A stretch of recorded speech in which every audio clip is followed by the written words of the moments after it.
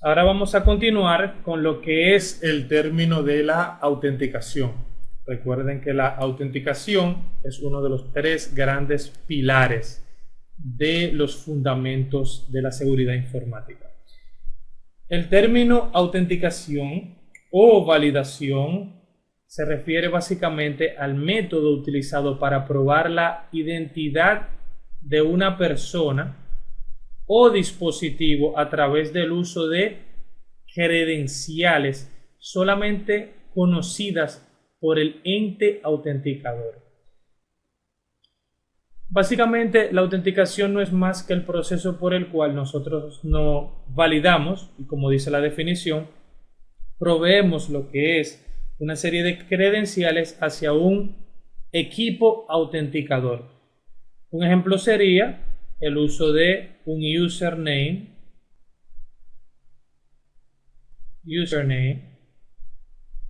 y un password. Este es un tipo de autenticación basada en el principio. Vamos a ver más adelante luego.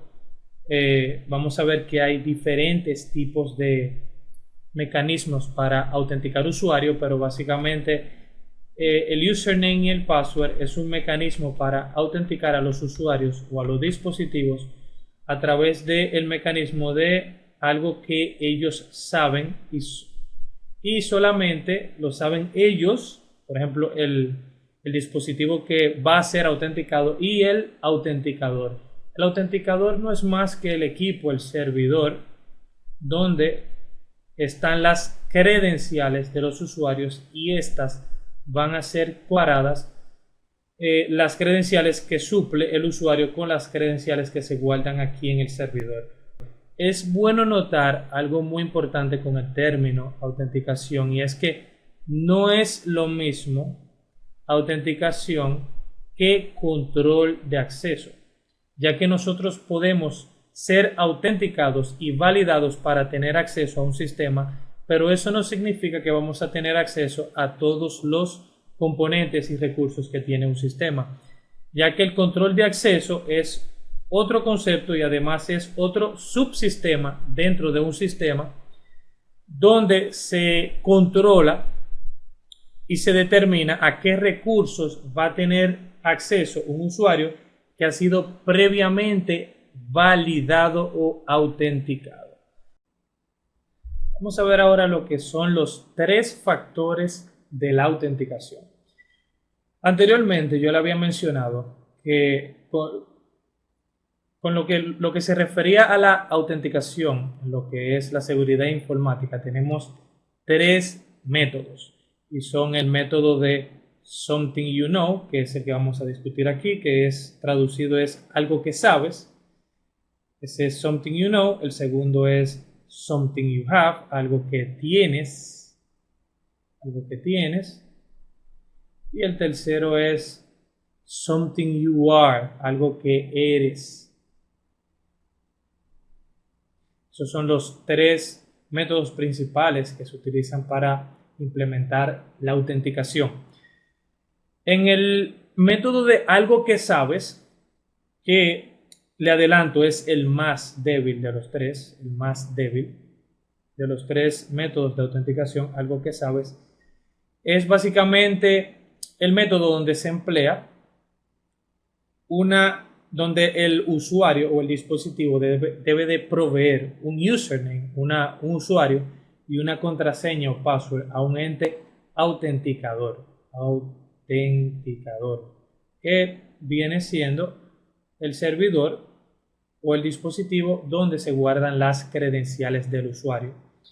Para que este método de autenticación funcione correctamente, deben de seguirse los siguientes lineamientos. Primero, las claves o las contraseñas que utilicen los usuarios deben de ser fuertes. ¿Qué significa que una clave es fuerte? Básicamente, una clave, para considerarse fuerte, debe de tener una longitud mayor de 8 caracteres y además debe de contener lo que son caracteres numéricos y caracteres alfanuméricos. También es recomendable que las contraseñas de los usuarios contengan caracteres tanto minúscula como mayúscula. Eso es por la sencilla razón de que mientras mayor sea la combinación de caracteres en minúscula, mayúscula, número y factores alfanuméricos, obviamente es mucho más difícil de adivinar la contraseña de un usuario para un potencial atacante, un hacker o un cracker.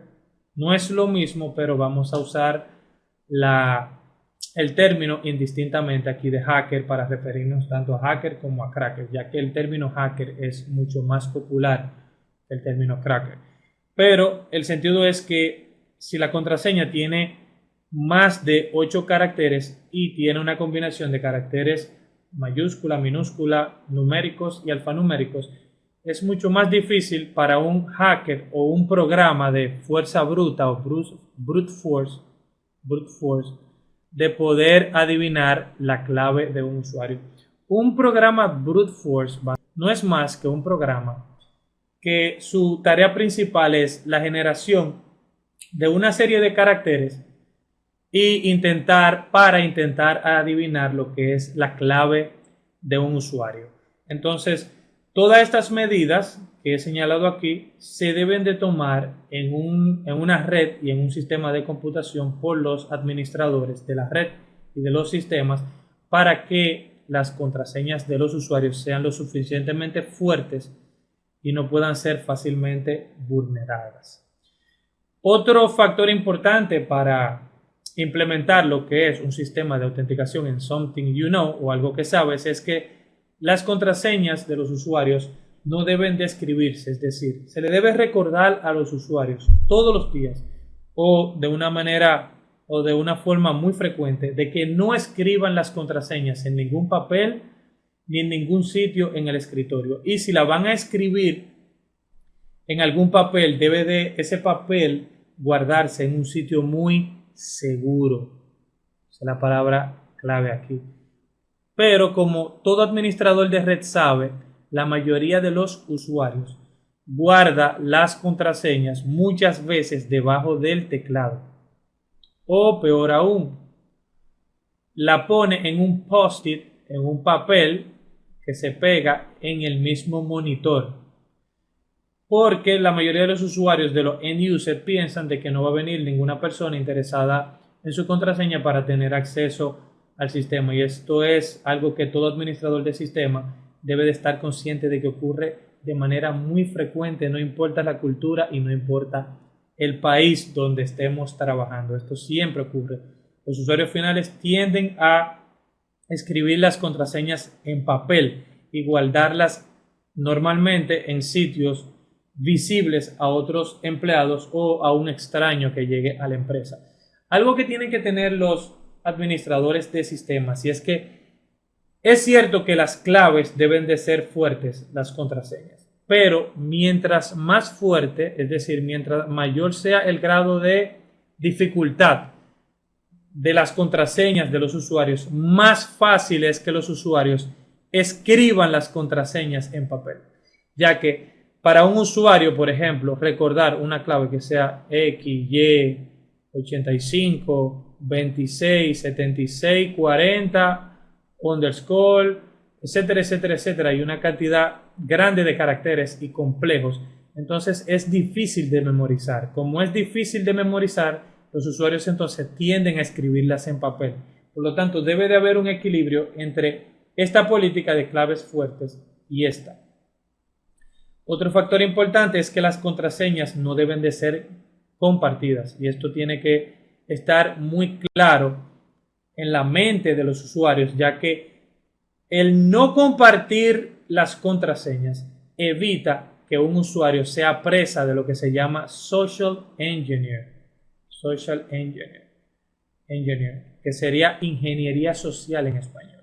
La ingeniería social no es más del arte de engañar a un usuario a través de preguntas o a través de técnicas informáticas como es el phishing o cualquier técnica o cualquier método técnico, con el fin de de lograr que el mismo usuario le dé la contraseña a un posible atacante. ¿Cómo se ve esto? Bueno, un atacante puede tratar de hacer ingeniería social llamando a un usuario, llamando a la empresa, comunicándose con un usuario que él identifique como una presa fácil, y el atacante puede hacerse pasar por lo que es una persona del departamento técnico, el departamento de informática, y le puede preguntar de que, por ejemplo, mira, fulanito, necesito resolver un problema en tu computadora y por lo tanto, para yo poder resolver X problema que tienes en tu computadora, yo necesito tener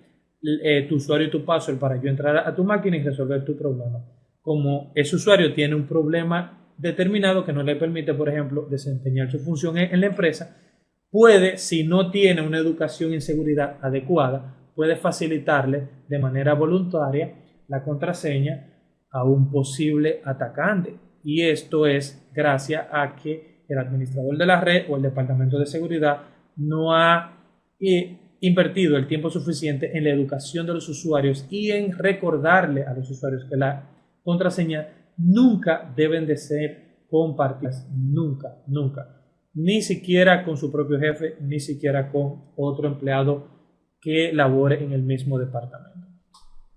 Otra política para implementar contraseñas, para implementar el método de Something You Know de manera eficiente es que las contraseñas deben de ser cambiadas con regularidad. Esto depende básicamente del administrador de la red, pero regularmente se recomienda que las contraseñas cambien en un intervalo de 30, 45 o máximo 90 días. No se recomienda que en ninguna empresa un usuario utilice la misma contraseña por un periodo mayor de 90 días. Obviamente, si el administrador de la red le pide a un usuario de manera pasiva que cambie su contraseña, esto será difícil de lograr. El 99% de los usuarios que el administrador de la red le pide que cambie la contraseña no lo hacen. Y esto es debido a que los usuarios, cuando ya tienen una contraseña y llevan un tiempo utilizándola, no la quieren cambiar por la sencilla razón de que ya es cómodo, ya se la saben, ya se saben esa contraseña y no quieren aprenderse una contraseña nuevamente, y por pereza la gente no lo hace. Entonces lo que el administrador de la red debe de hacer es hacer un force, o sea, forzar al usuario a través del sistema para que cambie la contraseña. En caso de que el usuario no cambie la contraseña, entonces no puede tener acceso al sistema hasta que habilite una nueva contraseña en el sistema. Esa es la forma más fácil de lograr que los usuarios cada X tiempo cambien su contraseña. Y esto es bien fácil de hacerlo en ambientes Linux, en ambientes Windows y prácticamente en cualquier sistema de información. Y esto es básicamente una política normal de administración de usuario. La otra política que se debe de implementar es que las contraseñas no deben de reusarse. Es decir, debe de guardarse lo que se llamaría un historial de las contraseñas. ¿A qué yo me refiero con esto? Bueno, si yo tengo un usuario y yo utilicé la clave 1, 2, 3, 4 y dentro de 90 días el sistema me pide que ponga una clave secreta o una clave nueva, entonces yo no debería de poder utilizar 1, 2, 3, 4 porque ya previamente yo la utilicé. Entonces el sistema guarda un historial de las últimas, por ejemplo, 5 contraseñas que yo utilicé. Y por lo tanto, si yo pongo que cada 90 días se cambie la contraseña en el sistema, todos los usuarios, significa que una contraseña un usuario la utilizará por 3 meses. Lo que significa que en el año un usuario va a utilizar 4 contraseñas diferentes. Y si yo pongo que el historial de contraseñas sea igual a 5, es decir, que guarde las últimas contraseñas, un usuario durará más de 1 año y medio sin utilizar la misma contraseña. Otra política es desactivar cuentas de usuarios. Es decir, si por ejemplo un usuario intenta entrar al sistema con su username y su password, pero tiene por ejemplo falla en validarse al menos 3 veces consecutivas o 5 veces consecutivas, entonces el sistema deshabilita esa cuenta del usuario, le notifica al administrador de la red y el administrador de la red entonces tomaría acciones de lugar basadas en los procedimientos escritos del Departamento de Seguridad para activar nuevamente la contraseña. Esa es otra medida de seguridad. Y por último aquí tenemos que, vamos a borrar aquí la pizarra nuevamente, tenemos aquí que las contraseñas por defecto deben de eliminarse. Cuando hablo de contraseñas por defecto, me refiero a las contraseñas que ya vienen previamente integradas en el sistema de información o en el sistema operativo. Por ejemplo, si usted instala una aplicación y usted sabe que esa aplicación tiene previamente que el usuario admin tiene la clave, por ejemplo, 1, 2, 3 y 4, por default, o el router o el switch viene con esa clave por default, usted debe de cambiar esa contraseña por una contraseña nueva, ya que como usted podrá darse cuenta, en internet existen listados de password, de claves secretas, de lo que son dispositivos con sus usuarios, su user y sus contraseñas por default.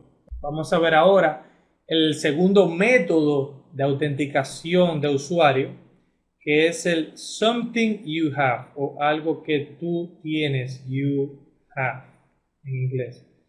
Anteriormente vimos el something you know, que es algo que tú sabes. Ahora vamos a ver cómo se utiliza el segundo método de autenticación, que es something you have. Para implementar something you have o algo que tienes, normalmente se utilizan dos tipos de tecnologías. La primera es los smart card, que es esta imagen aquí representa lo que es un smart card o un key fob. Key fob es el término genérico, pero también lo van a conocer más como un token. Básicamente un smart card es esto que está aquí, es una tarjeta similar a su tarjeta de crédito, a su credit card, y esta tarjeta aquí guarda lo que es la información de usuario. Para validar un usuario, para la información que se guarda en un smart card es regularmente un certificado digital. Este tipo de autenticación, lo que es la autenticación something you have, es muy segura, es mucho más segura que la something you know, y regularmente se utiliza en conjunto con something you know. Es decir, usted introduce su tarjeta en el lector de tarjetas, el sistema lo valida, pero también regularmente le pregunta por un PIN o por una contraseña, por un password. Pero algunas veces lo combinan con ambas, con el usuario, para hacerlo mucho más segura, y el password. Es decir, usted tendría una forma de validación que se llama multifactor. En inglés sería multifactor, en español multifactor, que es que un sistema utiliza varios métodos de autenticación para validar las credenciales de un usuario.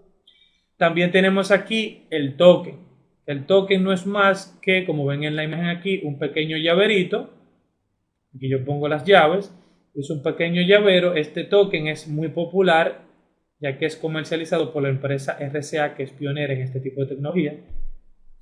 Y fíjense que el token tiene una pantallita LED, y en esta pantalla LED tiene una serie de números, y estos números son básicamente la información que le va a pedir el sistema que le introduzca. Obviamente, este token aquí está sincronizado a nivel de timing o de tiempo con un servidor, y ese servidor sabe exactamente qué números se encuentran aquí en el LED en X tiempo, es decir, en X minuto, X segundo, el servidor sabe qué número debe de aparecer aquí en base a algoritmos de seguridad. Cuando utilizamos este tipo de seguridad, por ejemplo, yo la utilizo personalmente para tener acceso a mi cuenta bancaria, ya que el banco al cual yo me manejo requiere que yo me autentique, que por cierto utilizan un método de autenticación multifactor, porque yo debo de introducir mi usuario y debo de introducir mi password para yo entrar al sistema. Pero si yo quiero hacer una transferencia de dinero o yo quiero hacer un pago, entonces el sistema por cada transacción me pregunta qué número o qué valor, qué número tiene mi token, es decir, me valida de nuevo para saber si realmente yo soy la persona autorizada para hacer ese tipo de transacción. Lo bueno de utilizar los tokens es que usted tiene que tener físicamente ese token para saber el número que se encuentra en ese momento. Y estos números regularmente cambian duran por lo regular menos de 60 segundos. Es decir, cada 60 segundos probablemente usted tenga un número nuevo en su pantalla. Y ese número simplemente sirve para una sola vez, ya que no puede ser utilizado nuevamente. Estos son los dos métodos más comunes de autenticación por el método de Something You Have. Ahora a continuación vamos a ver el último método de autenticación, que es el Something You Are o el método de validación por algo que eres. Vamos ahora a hablar del tercer método que se utiliza para autenticar usuarios, y es el método Something You Are o algo que eres. Something You Are o algo que eres. Básicamente, este método de autenticación también se le conoce como método de autenticación biométrico. Y es porque utiliza para autenticar usuarios lo que es partes del cuerpo humano. En este caso tenemos lectores de huellas de los dedos, lectores de manos, lectura de retina de los ojos y análisis de escritura o de firma. Por ejemplo, aquí pueden ver en esta imagen lo que es un dispositivo que se utiliza para leer la palma de la mano de una persona y de esta forma validar el acceso de un usuario a un sistema o algún lugar físico. Aquí pueden ver, por ejemplo, en esta imagen lo que es la retina del ojo. Ese es el ojo de una persona y esto que se encuentra aquí, esta área, es la retina del ojo.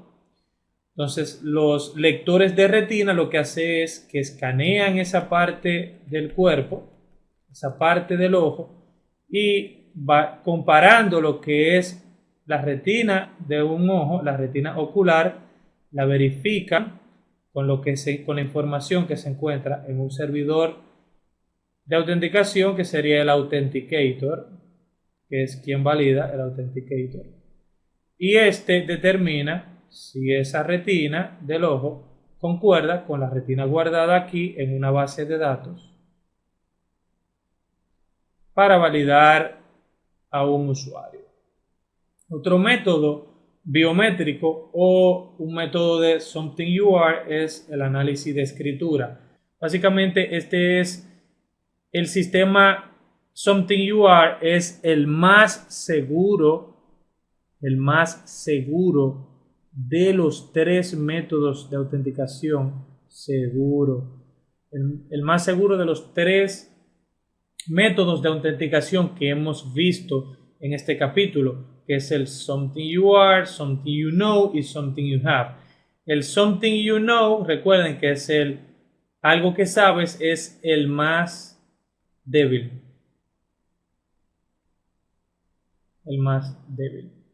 Pero el biométrico, es el más seguro. Pero al ser el más seguro, también es el más costoso.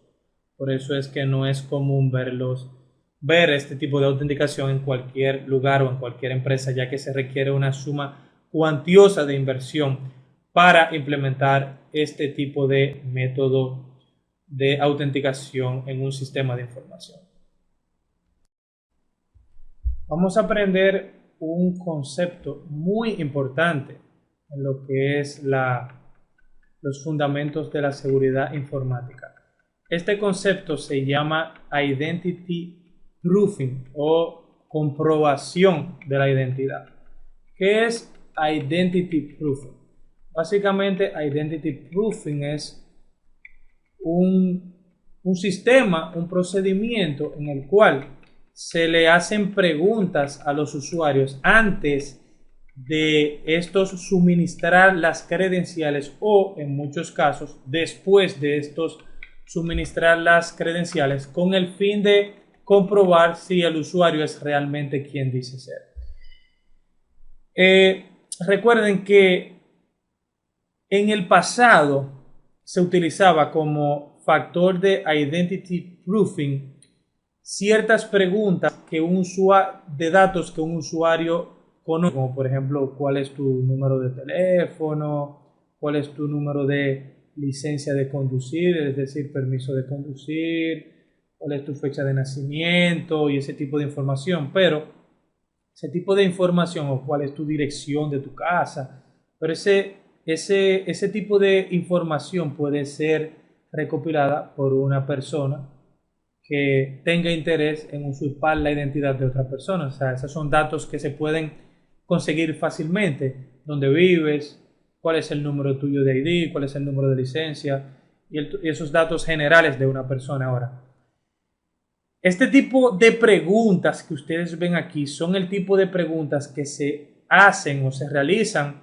para comprobar la identidad de una persona. Y es un tipo de pregunta que regularmente solamente la persona que dice ser quien es que realmente sabe la respuesta. Y este tipo de preguntas ustedes la van a ver que las realizan normalmente en los sistemas que requieren de cierto grado de seguridad, como son los bancos, o para aquellos que invierten en la bolsa de valores. En la de Estados Unidos se van a dar cuenta que los brokers, los stock brokers, que son las instituciones donde usted a través de ellos compra y vende acciones, cuando usted se loguea en su cuenta de su broker por internet, regularmente usted suministra lo que usted sabe, su user y su password, pero automáticamente usted entra al sistema, y regularmente esto ocurre cuando el sistema detecta que usted no está entrando desde su computadora, desde la cual usted entra regularmente al sistema. Automáticamente se activa el sistema de identity proofing y le pueden hacer cualquiera de estas preguntas: ¿cómo se llama tu perro? ¿O cuál es tu hobby favorito? ¿O cuál es tu deportista favorito? ¿O en qué ciudad nació tu padre o tu madre? Normalmente este tipo de preguntas son las que se realizan para lo que es identity proofing. Deben de tener claro que el término identity proofing no es lo mismo que autenticación. No es lo mismo. Porque simplemente, aunque usted esté autenticado en un sistema, se activan los subsistemas de identity proofing con el fin de revalidar y de comprobar nuevamente que realmente ese usuario que se autenticó es realmente quien dice ser, utilizando este tipo de mecanismo de control. Esto no es un control de acceso ni es una autenticación per se, sino es un reforzamiento, una otra capa más de seguridad que se aplica en los sistemas de información. Y este es el concepto de identity proofing.